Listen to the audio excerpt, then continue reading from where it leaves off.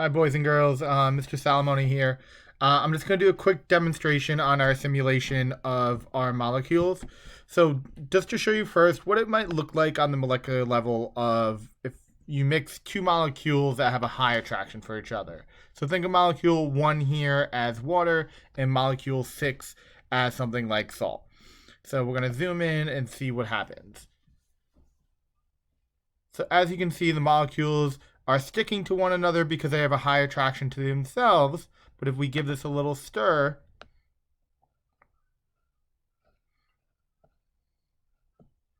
you start to see, and I'm going to pause it in a minute,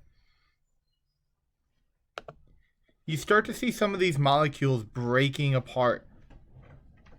And this is our salt molecule breaking apart, like we spoke about last time, into smaller and smaller pieces until we can't see them. This is what dissolving is.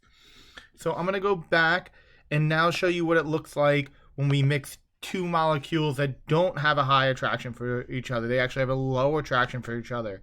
So think of this as my water and think of this as my oil. So I have oil and water mixing. You see they have a low attraction for each other. We're going to zoom in and see what happens here. So you see here, they'll attract and stick to each other, but they're not going to stick to the other one. So oil won't mix with water, water won't mix with oil, but they will stick to each other. They have a high attraction to themselves. Even if I give it a little stir, they'll break apart, but they want to go back to what they're attracted to. Think of them like magnets. Oil will mix with oil, water will mix with water. Now I'm going to stop the video here, and on the next slide, I'm going to show you what is happening if we add an emulsifier.